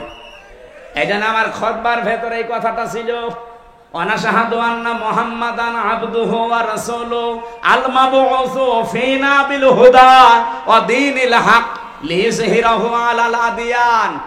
আল্লাহ পাক বলেন, এমন নবীর সাক্ষী তোমরা দিলে যিনি আমার বান্দা এবং আমার রাসূল, যাকে আমি দ্বীনে হক দিয়ে, সত্যের বিধান দিয়ে তোমাদের ভেতরে পাঠিয়েছি। কেন? লিইয়ুযহিরাহু, এজাহার মানে, এখানে বহু আলেম আমার মনে হয় জিজ্ঞাসা করলে এজহার মানে বলবে স্পষ্ট করা, না। এখানে আবিদা আধুনিক অর্থে এজহার মানে বিজয় করা। এজহার মানে আল্লাহ বলেন লিইয়ুযহিরাহু আলাল আদিয়ান, যত দিন আছে দুনিয়ায়, যত ধর্ম আছে, এখন ধর্ম দুনিয়ায় কত? 4,500 ধর্মের ভেতরে ইসলামকে দাঁড় করানো লাগবে বিজয়ী রূপে। এ ঘোষণা কার? বলেন বলেন। আর ইসলামকে দাঁড় করাতে হলে নবীজি যদি 13 বছর মার খাওয়ার পরে 10 বছর কোরআন দিয়ে রাষ্ট্র চালাতে পারে। কিছু মানুষ বলে হুজুর 13 বছরের কথা বলেন, ওই 10 বছরের কথা বলার দরকার নেই। কেন? 13 বছর শুনতে আপনার ভালো লাগছে, নবীজি মায়ের খেয়েছিলেন, আর 10 বছর যে এইটা দিয়ে রাষ্ট্র চালিয়েছিলেন প্রধানমন্ত্রী হয়ে, ওইটা আপনার ভালো লাগে না মানে? সিরাত ইবনে হিশামে দেখবেন নবীর জীবনীকে 4 ভাগে ভাগ করা হয়েছিল। মক্কার জীবনটা প্রথমে 3 বছর, এরপরে 5 বছর, এরপরে 2 বছর, এরপরে 5 বছর, না এরপরে 3 বছর, সব মিলে কত? 13 বছর। প্রথমে 3, এরপরে 5, এরপরে 2, এরপরে 3, এই 4টা ভাগে নবীর পড়া মক্কার জীবনকে ভাগ করা আছে। আমি বাংলাদেশের সাথে অলরেডি এটা মিলিয়ে দেখেছি, আমরা এখন এই 4 নাম্বারটায় আছি। কি কথা বলেন না? নবীজি 3 বছর জেলে ছিলেন, তার অনেক আত্মীয় স্বজন সাহাবায়ে কেরাম হারিয়েছিলেন। আমরা এই 15 বছরে বহু কিছু হারিয়েছি। 3 বছর না, 13 বছর আল্লামা সাঈদীর জেল খাটা হয়ে গেছে। সুতরাং 13 বছর পরে নবীকে যদি আল্লাহ 10 বছরের বিশাল একটা সাম্রাজ্য দিতে পারে, আমাদের সামনেও 15 বছর যেহেতু পার করে ফেলেছি, সামনের 10 বছর আসবে কোরআনের হাতে ইনশাআল্লাহ। কথা বোঝেন? সূরা শুরার 13 নম্বর আয়াতের মাঝের অংশে আমি পড়েছিলাম আন আকিমুদ্দিন, অথচ আয়াতটা নাযিল হয় মক্কায়। এমন কঠিন পরিস্থিতি যেখানে পা রাখা পর্যন্ত সম্ভব না, সেখানে আল্লাহ বলছেন আমার দিন কায়েম করো। এজন্য বাংলাদেশে যেহেতু 4টা অবস্থা আমরা পার করে ফেলেছি, এই মুহূর্তে আহ্বান জানাচ্ছি নবীর এই 3 নাম্বার মিশন আর ভিশন। ও বাংলার মুসলমানেরা, এখন সব ফরজের বড় ফরজ আল্লাহর এই জমিনে আল্লাহর দ্বীন কায়েম করা। আলা তাতাফাররাকু ফি, এখানে কেউ মত পার্থক্য ফতোয়াবাজি করবেন না। সুতরাং দিন কায়েমের কথা বললে যারা ফতোয়াবাজি করে, মত পার্থক্য তৈরি করে, যে না ওর আকীদা খারাপ, ওর টুপি বড়, ওর টুপি পাঁচকলি, এরকম কথা যারাই তুলবে মনে করবেন ওটা রাসূলের শত্রু, ওটা মানবতার শত্রু, ওটা তাওহীদের শত্রু। এই কথা বলেন না কেন? এতটুকু আল্লাহ শেষ করেননি, কাবুরু আলাল মুশরিকিনা মা তাদউহুম ইলাই। হে নবী, আপনি যদি দিন কায়েমের জন্য মানুষকে ডাকেন, সবচাইতে বেশি খারাপ লাগবে, অপছন্দ করবে এই কথাটা মুশরিকরা। আমি তো দিন কায়েমের জন্য আহ্বান জানাই, আপনার খারাপ লাগে কেন? আপনার মন খারাপ হয় কেন? আপনার কাছে রাজনীতি মনে হয় কেন? আপনি কি মুশরিক? বলেন। হ্যাঁ, জানি আপনাকে আল্লাহ পছন্দ করেনি। এজন্য আয়াতের শেষের অংশ এটা, আল্লাহু ইয়াজতাবি ইলাইহি মাইয়াশা। দিন কায়েমের কর্মী, দিন কায়েমের কর্মী হিসাবে আল্লাহ সবাইকে পছন্দ করে না। আল্লাহ যাকে ছাঁটাই করে দেয় সে বাদ, আল্লাহ যাকে বাছাই করে, নির্বাচিত করে, পছন্দ করে, নির্ধারিত করে, এ যেতেবা শব্দ আছে।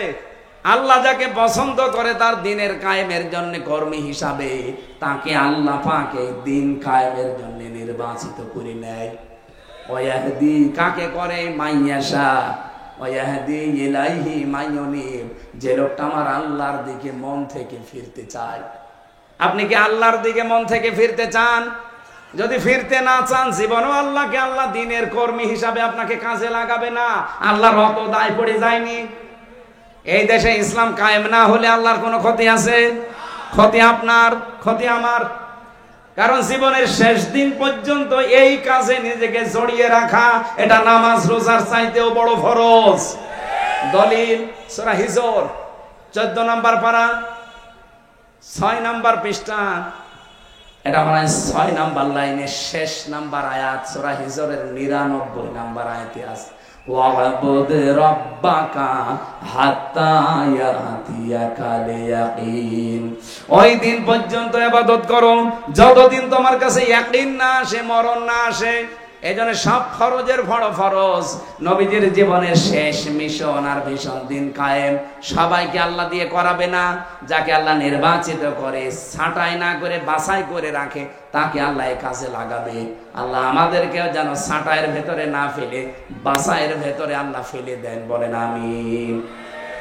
এবার আমি মেয়েদের কয়েকটা কথা বলতে চাচ্ছি। এখানে আছেন আপনারা?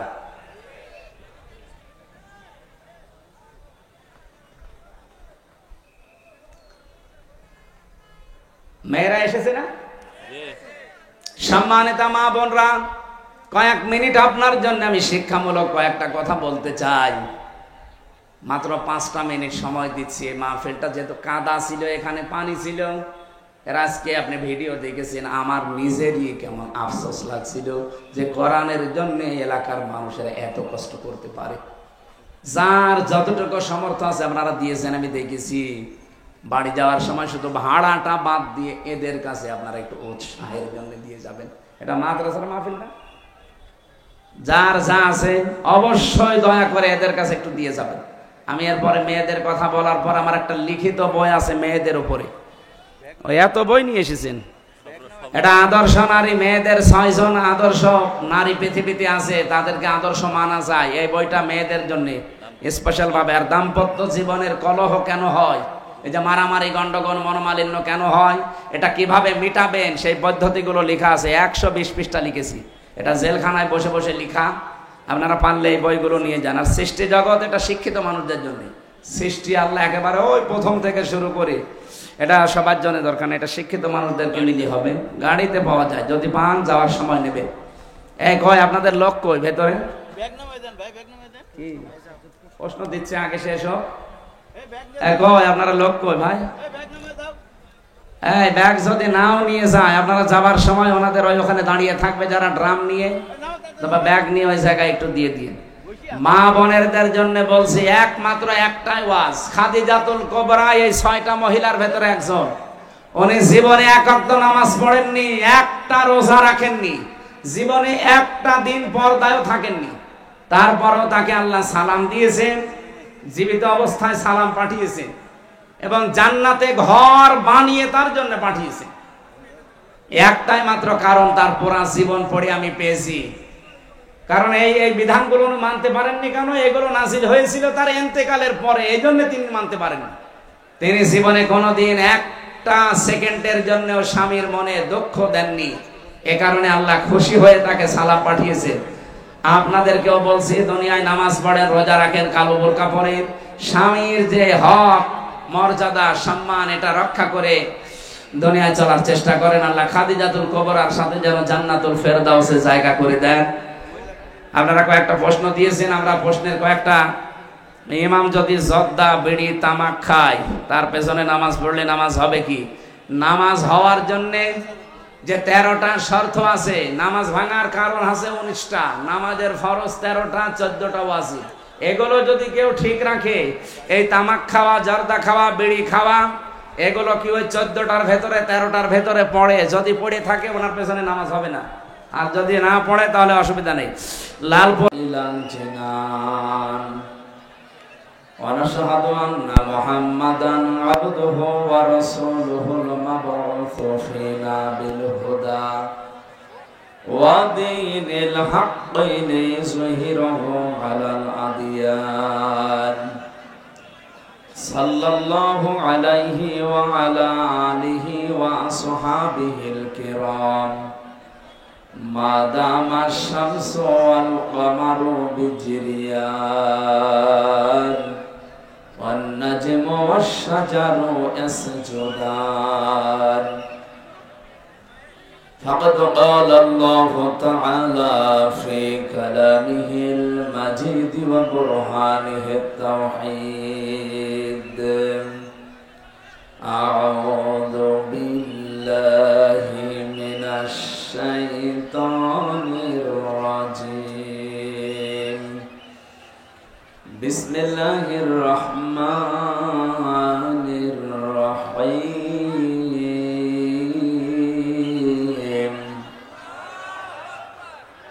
أن أقيموا الدين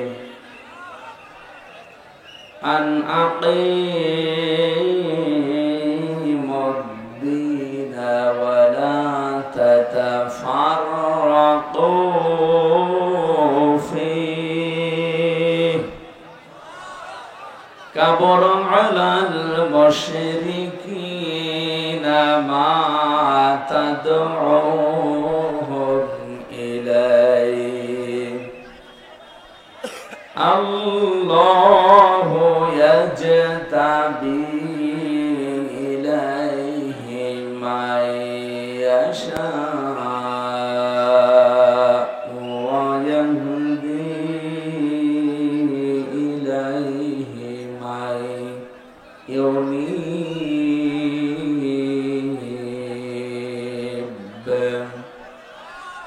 صدقت يا ربنا. عن معاذ بن جبل رضي الله تعالى عنه قال قال النبي صلى الله عليه وسلم خذوا العطاء ما دام عطاء فإذا صار رشوة على الدين فلا تأخذوه ولستم بتاركيه يمنعكم الفقر والحاجة ألا إن الكتاب والسلطان لا يفترقان فلا تفارقوا الكتاب ألا إن روح الإسلام دائرة فدوروا مع الكتاب إلى آخر الحديث رواه ابن ماجه. এই কি আরম্ভ করেছেন আপনারা? মাছের হাটেও তো এরকম আওয়াজ হয় না। কথা বন্ধ করেন, নাই বাড়ি চলে যান, আপনাদের গোনা হচ্ছে। কিন্তু দেখেন না কত মানুষ বসে আছে, আপনারা কথা বলেন কেন? পরে আসবেন, আবার জায়গা না পেলে ঝামেলা করবেন। কথা বলবেন না। এই লাঠি নেই হাতে কারো, কি করছেন কি আপনারা এখানে দাঁড়িয়ে? কিছু হাতে নিতে পারছেন না?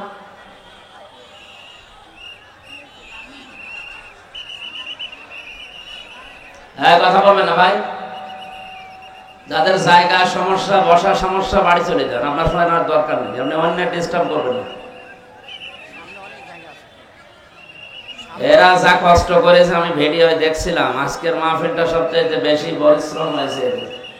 জায়গাটা পুরো মনে হয় কাদা ছিল, পানি ছিল। এরপরও যদি কেউ ডিস্টার্ব করেন আপনার কিন্তু ডবল গুনাহ হবে। এই মাইক বাজানো বন্ধ করেন তো, বাঁশি বাজাবেন না। যে যেখানে আছে হয় দাঁড়িয়ে থাক, বসে থাক, যদি ভালো লাগে শুয়ে পড়ুক, কথা বলবেন না। বাংলাদেশের ঐতিহ্যবাহী জেলা একটা নাটক, লালপুর থানার অন্তর্গত দেবড়পাড়া বধিরামপুর যুব সমাজের উদ্যোগে ৮ম বাৎসরিক তাফসীরুল কোরআন মাহফিলের স্বনামধন্য সভাপতি, অত্র এলাকার সর্বজন শ্রদ্ধাভাজন ব্যক্তিত্ব বিশিষ্ট শিক্ষাবিদ জনাব AHM মমতারুল আজাদ দামাত বারকাতুহুমুল আলিয়া, বলেন আমিন। মাহফিলের প্রধান অতিথি, সারা জীবন জ্ঞানের আলো ছড়িয়েছেন আপনাদের এলাকার সন্তান জনাব মোহাম্মদ রফিকুল ইসলাম মুকুল। এখানে বিশেষ অতিথি হিসাবে উপস্থিত আছেন সার্জেন্ট মোহাম্মদ এমদাদুল হক, জনাব রফিকুল ইসলাম রফি, জনাব রফিকুল ইসলাম। এই এলাকায় রফিকুল বেশি নাকি? আলহাজ সিরাজুল ইসলাম, আমজাদ হোসেন, রাশিদুল ইসলাম, মমতাজ উদ্দিন, আজিজুর রহমান, সদর আলী, আব্দুর রাজ্জাক। আরাফানা লাকা যিকরা, এদের সম্মান মর্যাদা শুধু দুনিয়া না, উভয় জগতে আল্লাহ যেন আরো বাড়িয়ে দেন। বলেন বলেন। পৃথিবীতে মানুষের সম্মান কিসে বাড়ে অনেকে জানে না। অনেক মানুষ মনে করে যে সম্মান মনে হয় জোর জবরদস্তি, মাস্তানি, এর ভেতরে মনে হয় আছে। সামনাসামনি আপনাকে হয়তো ভয়ের কারণে সম্মান দিতে পারে। সম্মান এটা কিন্তু ভয় থেকে তৈরি হয় না, ভেতর থেকে তৈরি হয় মহব্বতের সাথে। আর সম্মান, মর্যাদা, ইজ্জত এটা আল্লাহ নির্ধারণ করে দিয়েছেন নিজের জন্য, রাসূলের জন্য, আর ঈমান যাদের আছে তাদের জন্য। আলিল্লাহিল ইজ্জাতু ওয়া লিরাসূলিহি ওয়া লিল মুমিনিনা ওয়ালাকিন্নাল মুনাফিকিনা লা ইয়ালামুন। আল্লাহ তাআলা বলেন ইজ্জত, সম্মান, মর্যাদা আমার জন্য, আমার রাসূলের জন্য, আর পৃথিবীতে যাদের ঈমান আছে আর ঈমান অনুযায়ী যারা কাজ করে তাদের জন্য। আর যদিও বাস্তবতার নিরিখে আমরা দেখি অনেকে এগুলোকে দেখতে পারে না, সম্মান দিতে চায় না সামনাসামনি। সৃষ্টি জগৎ যত আল্লাহ বানিয়েছেন, 18,000 মাখলুকাত এটা বলা হয়, এর থেকে অনেক আছে। সব সৃষ্টির ভেতরে যাদের ঈমান অনুযায়ী কাজ হয়, ঈমান অনুযায়ী যারা দুনিয়াতে কাজ করতে পারে, আমল করতে পারে, তাদের প্রতি মহব্বত, ভালোবাসা আল্লাহ নিজে তৈরি করে দেয়। এটাকে আমি বানালাম? বলেন বলেন। এখানে কি এত নড়াচড়া করেন কেন? ফ্যান দেওয়া লাগবে না। ঠিক আছে, বসেন বসেন, বাইরে রেখে দিয়ে ভালো করে বসেন তো। এত কষ্ট করে অনুষ্ঠান দিয়েছেন আপনারা, নিজেরাই যদি না শোনেন, ও বাইরের লোক দিয়ে শুনিয়ে কাজ হবে? নিজেরা আগে শোনে। আর এখানে যদি কেউ দাঁড়ায় না, সেলাই বসেন বসেন।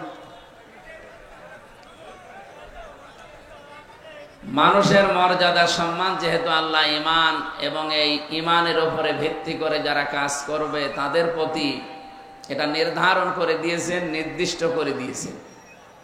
ইয়ারফা'িল্লাহুল্লাযীনা আমানু মিনকুম ওয়াল্লাযীনা উতুল ইলমা দারাজাত।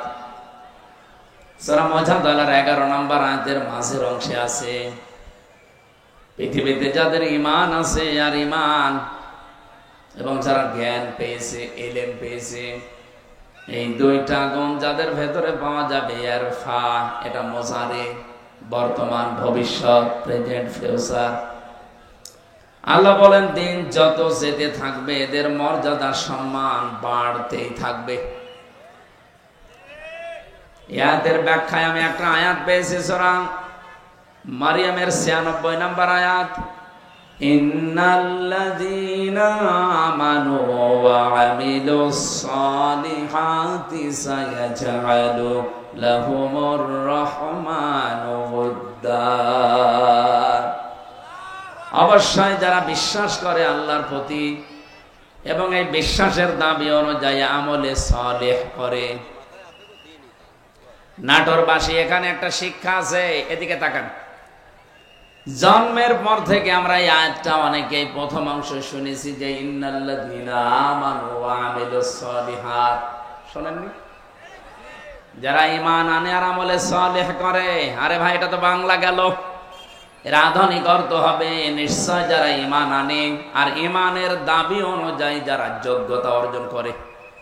সালেহ মানে শুধু নেক কাজ না, সালেহ মানে যোগ্যতা অর্জন করা। যে যে বিষয়ে উঠতে চায় তাকে ওই বিষয়ের শিক্ষা, প্রশিক্ষণ এবং বাস্তবতায় তার জ্ঞান তৈরি করে তাকে যোগ্য হওয়া লাগবে। যদি এই দুটি গুণ কেউ অর্জন করতে পারে, সায়াজালু, সিন দিয়ে আল্লাহ গ্যারান্টি দিয়েছেন অতি শীঘ্রই সায়াজালু লাহুমুর রহমান ওয়াদ্দা। দুনিয়াতে যত সৃষ্টি আল্লাহ বানিয়েছেন সব সৃষ্টির ভেতরে ওই লোকটার প্রতি একটা মহব্বত, ভালোবাসা আলাদা ভাবে আল্লাহ তৈরি করে দেবে। এই জন্য যেই বিভাগে আমরা আছি ওই বিভাগে আপনার ঈমান যদি খাঁটি হয়, ভেজাল না থাকে, লোক দেখানো না হয়, আর যদি আপনার যোগ্যতা থাকে, শিক্ষা প্রশিক্ষণ নিয়ে বাস্তবে আপনি টিকে থাকতে পারেন, এই লোকটাকে হয়তো আদর্শিক কারণে, রাজনৈতিক কারণে, দুনিয়ার কোন স্বার্থের কারণে আপনি দেখতে পারেন না উপরে উপরে, ভেতর থেকে যদি মানুষ হয়ে থাকেন অবশ্যই একটা কিছু বের হয়ে আসবে যে না, লোকটা আসলেই ভালো ছিল। এটা যে বাস্তব, আজকে ব্যারিস্টার আব্দুর রাজ্জাক মারা যাওয়ার পরে আপনি আরো টের পাচ্ছেন বেশি। তার ঈমান ছিল। এর পরবর্তীতে যে সালেহ শব্দের ব্যাখ্যা যেটা বলছিলাম, যোগ্যতা, যোগ্য হওয়া। উনি যেই বিভাগে কাজ করতেন ওই বিভাগে এই বাংলাদেশে যদি 5 জন থাকে তার ভেতরে উনি একজন। কি কথা বলে না কেন? আমার মনে হয় 5 জন বললেও ভুল হবে। যদি একজন থাকে সে একজনই উনি। কারণ 5 জনের ভেতরে আমি বহু মানুষকে চিনি যাদের ব্যক্তিগত জীবন, পারিবারিক জীবন, সামাজিক জীবন, রাজনৈতিক জীবন, অর্থনৈতিক জীবন, আন্তর্জাতিক জীবন গুলো ভালো না, তারা কলুষিত করে ফেলেছে। এই জন্য এই মানুষগুলো মারা গেলে সৃষ্টি জগৎ কেউ কাঁদে না। ফামা বাকাত আলাইহিমুস সামাউ ওয়াল আরদু ওয়ামা কানু মুনজারিন। সূরা দোকানের 29 নম্বর আয়াতে আল্লাহ বলেন, এমন মানুষ দুনিয়া থেকে বিদায় নিয়ে চলে যায়, ওর জন্য আকাশেও কেউ কাঁদে না, জমিনেও কেউ কাঁদে না, ইন্না লিল্লাহ পড়ে না। আপনি মিলান তো এই জায়গায় ঈমান আছে কিন্তু ঈমানের দাবি অনুযায়ী কাজ নেই। এরকম মানুষ যদি আজকে মারা যায়, আমি গ্যারান্টি দিয়ে বলতে পারি ডক্টর কামাল হোসেন মরে যাক আজকে, ওনার ঈমান আছে কিনা আমি ওটা বলবো না, আমি বিশ্বাস করলাম ঈমান আছে, কিন্তু ঈমানের দাবি অনুযায়ী বাস্তব প্র্যাকটিক্যাল লাইফ এটা ঠিক করতে পারে নাই। আমি নিচে নামতে পারলাম না, আমি ইঙ্গিত দিয়েছি, আপনি বোঝেন। শুধুমাত্র ঈমান আনলেই হবে না, ঈমানের দাবি অনুযায়ী আপনাকে কাজ করা লাগবে। আর ব্যারিস্টার আব্দুর রাজ্জাক এটা করেছে। দুইটা লোকে যদি আজকেই মারা যেত, আমার মনে হয় সৃষ্টি জগতের ভেতরে হাহাকার পড়ে যেত ব্যারিস্টার আব্দুর রাজ্জাকের জন্য, আর ডক্টর কামাল হোসেনের জন্য কেউ ইন্না লিল্লাহ পড়তো কিনা আমার বিশ্বাস হয় না। ভাই আমি আমার নিজেরটা বলছি, আমার ভেতর থেকেই তো আসতো না, আপনার আসবে কি করে? কারণ এটা তো আর ভেতর থেকে আসার জন্য যেটা তৈরি হবে সেটা তৈরি করে দেবে কে? এই জন্য আল্লাহ আয়াতের মাঝে সিন দিয়েছেন। যারা আরবি গ্রামার বোঝে যে জিজ্ঞাসা করেন, সিন, সাউফা, পদ, লাম, এরকম 13টা শব্দ আছে। কোন সেন্টেন্সের আগে যদি আসে, কোন ফেলের আগে যদি এই শব্দটা ব্যবহার হয়, বাংলা অর্থ দাঁড়ায় অতি শীঘ্রই, খুব তাড়াতাড়ি, অবশ্যই, হবেই হবে। এই সিন শব্দের প্রায় 33টা অর্থ পেয়েছি আমি। আল্লাহ গ্যারান্টি দিয়ে জানিয়েছেন অতি শীঘ্রই, অবশ্যই, খুব তাড়াতাড়ি আমার সৃষ্টি জগতের ভেতরে তার প্রতি একটা ভালোবাসা, মহব্বত আমি আল্লাহ নিজে পয়দা করে দেব। ব্যারিস্টার আব্দুর রাজ্জাককে হয়তো আদর্শিক কারণে আমরা অনেকেই সামনাসামনি দেখতে পারি না, কিন্তু আজ উনি ইন্তেকালের পরে অনেকেই কিন্তু বলছে না, লোকটা ভালো ছিল। কি কথা বলে না কেন? আপনি মরে যান তো দেখি, পৃথিবীর সব সৃষ্টি আপনার জন্য কাঁদে কিনা? গত কয়েকদিন আগে মাইক্রোসফট, এটা খ্রিস্টানরা চালায়, তারা রিপোর্ট দিয়েছে সারা পৃথিবীতে 257টা দেশের মানুষের উপরে তারা গবেষণা চালিয়েছে। এই তথ্য তারা পেশ করেছে। তাম পৃথিবীর 6 জন মানুষকে, শুধু আমি না, তাম দুনিয়ার সবাই ঘৃণা করে, অপছন্দ করে, দেখতে পারে না। তার ভেতরে 1 নম্বরে নাম এসেছে, পৃথিবীর এখন 1 নম্বরে নিকৃষ্ট জঘন্য মানুষ। 2 নম্বরে নাম এসেছে আমাদের প্রতিবেশী যে মোদি। 3 নম্বরে নাম এসেছে যেটার ওটা পালিয়েছে, ওটার নাম বলা ঠিক না, যেহেতু আমাদের নিজের, তো এবার নিজের গায়ে লাগবে, এজন্য বাংলায় বলে দিলাম যে পালিয়েছে। এই যে কয়েকজন মানুষের নাম বলছি, এদের কর্মজীবন আপনি প্র্যাকটিক্যাল লাইফ একটু খোঁজ করে দেখেন তো। এই মানুষগুলোর ভুল সিদ্ধান্তের কারণে, এটা সূরা ইউনূসের ভেতরে পাবেন, 11 নম্বর পারা, 19 নম্বর পৃষ্ঠা, 4 নম্বর লাইনের 100 নম্বর আয়াতের শেষের দিকে আছে, ওয়ায়াজআলুর রিজসা আলাল্লাযীনা লা ইয়াকিলুন। আল্লাহ পাক বলেন, কোন মানুষ যদি তার জ্ঞান অনুযায়ী, যোগ্যতা অনুযায়ী, বিবেক অনুযায়ী কাজ না করে, তখন তার উপরে ভুল বিষয়গুলো আমি আল্লাহ চাপিয়ে দেই। আইলে এই নেতানিয়াহু, এই শয়তান, এই কোলাঙ্গার, এই অবৈধ সন্তান পৃথিবীর এই লোকটা এ ভুল সিদ্ধান্ত নেওয়ার কারণে আজ দেশটা দাবানলে পুড়ে শেষ হয়ে গেল। আজকে বিকাল 4:30টার রিপোর্ট দেখেছেন, যেভাবে আগুন আসতেছে, ওরা 112টা মেশিন ফিট করেছে, শুধু পানি দেওয়া না, স্প্রে পর্যন্ত। এ পৃথিবীর সবচেয়ে বড় উন্নত মেশিন প্রযুক্তি, স্প্রে সব ইজিলি পাওয়া যায়। এই যে আমি এখানে বসে কথা বলছি, বাংলাদেশের কোন জেলা, কোন থানা, কোন গ্রাম, এটা কোন জায়গায় বসে আছি, এটা ওরা ইসরায়েলে বসে কম্পিউটারে দেখতে পাচ্ছে। এরকম মেশিন পর্যন্ত ওরা বাংলাদেশে আড়ি পাতার জন্য পাঠিয়েছিল। আমি 3 বছর জেলখানায় ছিলাম। প্রথম যে 10 দিন রিমান্ডে ছিলাম, দ্বিতীয় দিন আমার রিমান্ডে জিজ্ঞাসা করছে যে সাতক্ষীরার মাওলানা আমিরুল ইসলাম বিলালী, উনি আপনার বাড়িতে কল দিয়ে এই কথা বলতে বলেছে যে আপনি বলবেন আমি জামাত ইসলাম করি না। আমি বলছি, এই কথা বললো কি করি? আমার মোবাইল তো আপনার কাছে, বাড়ির নাম্বার ট্যাগ করে ওরা এখান থেকে বসে বসে মেশিনের মাধ্যমে, এই আয়না ঘর যেটা বলা হয়, এটা মিনি, বিগটা তো আমি দেখিনি, ছোটটা আমি দেখেছি। এখানে বসে ওই মেশিন ফিট করে এই মামলার সাথে রিলেটেড যারা যারা আছে, মানে ওদের সন্দেহ হয় যার যার উপরে, তাদের নাম্বারগুলো সব এখানে ট্যাগ করা আছে। পৃথিবীর যেখান থেকে নাম্বারে কল দেন না কেন, ওরা কি বলছেন সব শুনতে পাচ্ছে। চিন্তা করলাম একটু দেখি, বানিয়ে বলি যে না, এ কথা বলার কথা না। পরবর্তীতে দেখি আমাকে এসব রেকর্ড শোনাচ্ছে। এই দেখেন কণ্ঠকার।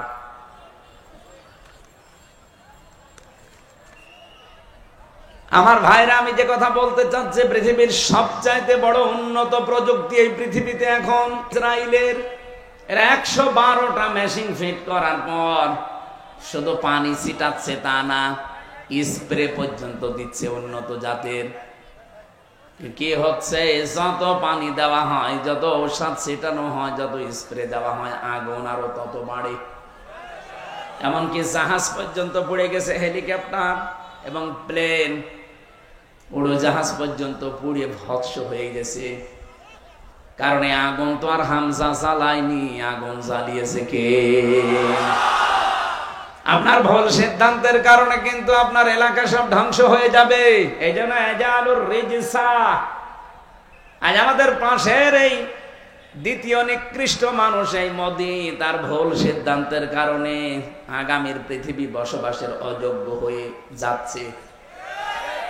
3 দিন আগে এই জন্য গোবিন্দ পরামানিক, বাংলাদেশে হিন্দু মহাজোটের মহাসচিব যিনি গোবিন্দ চন্দ্র পরামানিক, উনি অলরেডি জানিয়ে দিয়েছে, হে ভারত সহ বিশ্বের হিন্দু ভাইরা, আপনারা এই মাতাল মোদিকে থামান।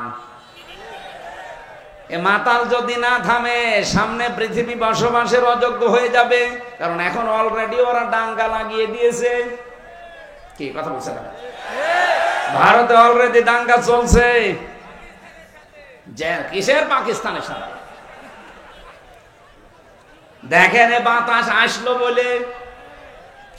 আর যেহেতু ওখানে এতদিন পর্যন্ত আমাদের ওই চিন্তা করা লাগে নাই, কারণ ওদের সাথে আমরা দেখতে পাচ্ছি আশপাশে কোনো রাষ্ট্রের মিল নেই। আপনি ভারতের সাথে দেখেন, এই যে আমি কয়েকটা রাষ্ট্র ঘুরে আসলাম, ওদের সাথে আফগানিস্তানের একটা বর্ডার আছে, মিল নেই। পাকিস্তানের সাথে তো দা কুমড়ার সম্পর্ক, ভুটানের সাথে মিল নেই, মালদ্বীপের সাথে মিল নেই, শ্রীলঙ্কার সাথেও মিল নেই, মায়ানমারের সাথে মিল নেই, চীনের সাথেও মিল নেই। আমাদের সাথে মিল ছিল, বুবু ছিল, বুবু নেই, মিল নেই।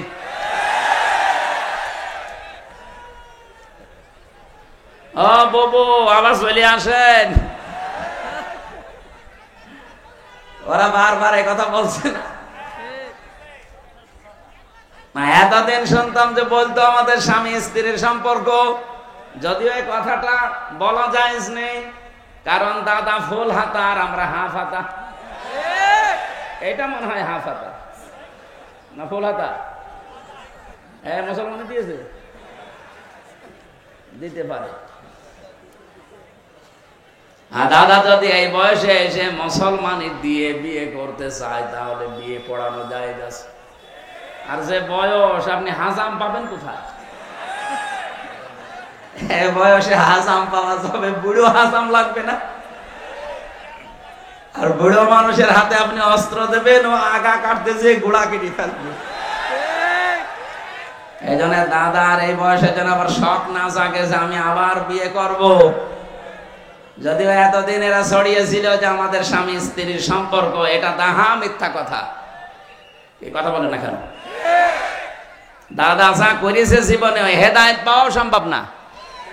কারণ মানুষ যখন পাপ করতে করতে সীমা ছাড়িয়ে যায়, ইন্নামা নুমলি লাহুম লিয়াজদাদু ইসমা ওয়া লাহুম আযাবুম মুহিন, সূরা আলে ইমরানে আছে, 4 নম্বর পারা 12 নম্বর পৃষ্ঠা 11 নম্বর লাইনে আছে। কোন মানুষ যদি পৃথিবীতে পাপের সীমা ছাড়িয়ে ফেলে, তখন আমি আল্লাহ ওকে অপমানজনক শাস্তির ভেতরে ফেলে দেই, আর সেইটা ওদের কপালে আসতেছে। ওরা যা করেছে পাপ সীমা না, সীমা ছাড়িয়ে আরো আর এক সীমা চলি। কতগুলো আল্লাহর ঘর ওরা ভেঙেছে, আপনি দেখতে পাচ্ছেন। 1500 বছর আগে আব্রাহা নামক একটা লোক শুধুমাত্র আল্লাহর একটা ঘর ভাঙার চেষ্টা করেছিল, ভাঙতে পারে নাই। তাই তাদেরকে আল্লাহ আবাবিল পাঠিয়ে, কি আপনি আসলেন কেন?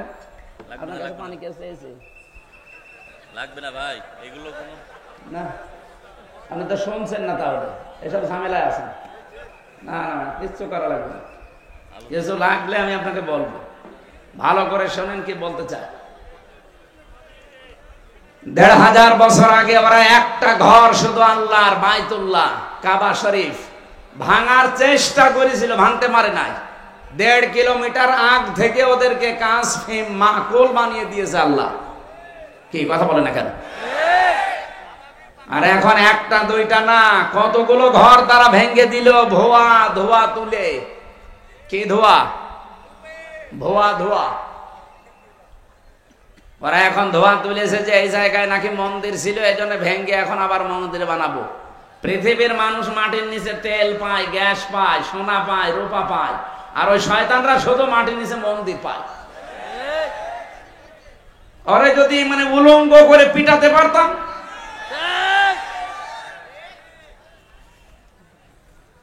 আমার মনে হয় গোপালগঞ্জে কিছুদিন আগে যেভাবে পিটিয়েছিল এই প্রশাসনের লোকজন, ওদেরকে ওইভাবে ওদের হাতে ছেড়ে দেওয়া দরকার। সন্তান ওই সময় গোপালগঞ্জ থেকে কেউ যদি ঢাকায় যায়, বসে গেলে 300 টাকা, দাঁড়িয়ে গেলে 1000 টাকা। দাঁড়িয়ে যাবে কি করি, পেছনে এমন অবস্থা করেছি। এখন আল্লাহর ঘরগুলো যারা এই ভুয়া ধোয়া তুলে ভেঙে দিচ্ছে, আমার মনে হয় তাদেরকেও এই প্রশাসনের হাতে ছেড়ে দেওয়া দরকার। নে পেছনে কি অবস্থা হয় দেখ।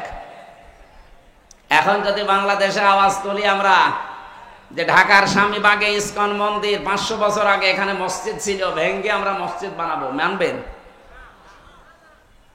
আপনি মুসলমান তাই বলছেন না, আর হিন্দুরা মানবে?